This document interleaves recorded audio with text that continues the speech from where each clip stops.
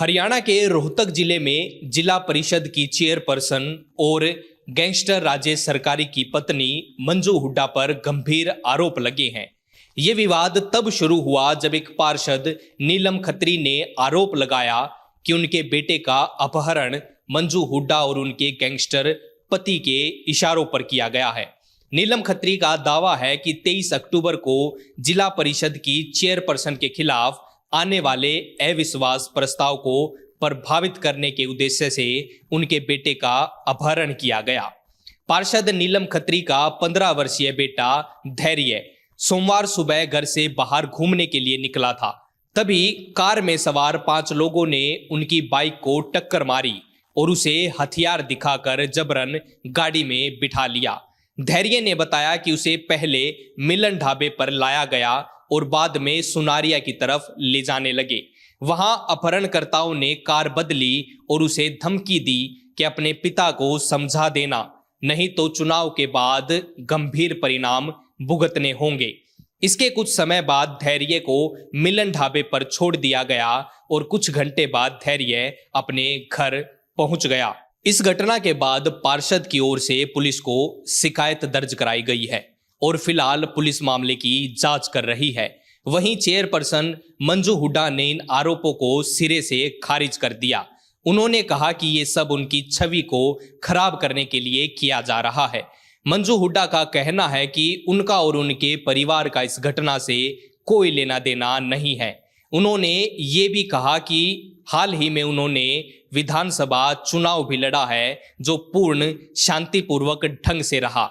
लोकतंत्र में विश्वास रखती हैं, वे केवल जनता की सेवा करना चाहती हैं और इस तरह की राजनीति करने का उनका कोई इरादा भी नहीं है और वो इसमें विश्वास भी नहीं रखती।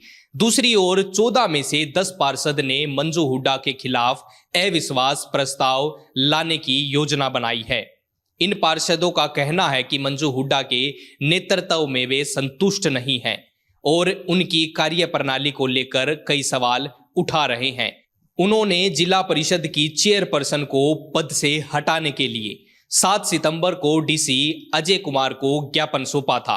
पार्षदों का यह कदम पहले से चल रहे विवाद को और बढ़ा रहा है, जिसमें स्थिति और तनावपूर्ण होती जा रही है। नमस्कार।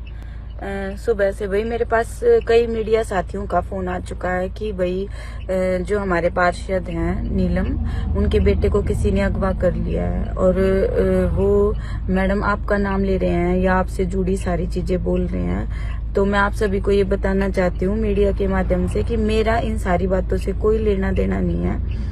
अभी मैंने विधानसभा का चुनाव लड़ा है और ये चुनाव मैंने इतनी शांतिपूर्वक लड़ा है कि मैंने किसी से एक ऊंची आवाज में भी बात नहीं की है और ना ही मैं इन सारी चीजों में विश्वास करती। मैं लोकतंत्र में विश्वास करती हूँ। जो मेरी जिम्मेवारी लगा रखी है जनता ने या सरकार ने, मैं उसके तहत जनता की सेवा करना चाहती हूँ। तो ये सारी बातें निरर्थक हैं, झूठी हैं और मेरे छवि को बदनाम करने के लिए ये सारी चीजें की जा रही हैं। मेरा और मेरे परिवार का इन सारी बातों से कोई लेना देना नहीं है, तो कृपया आप इन सारी चीजों पे ध्यान ना दें।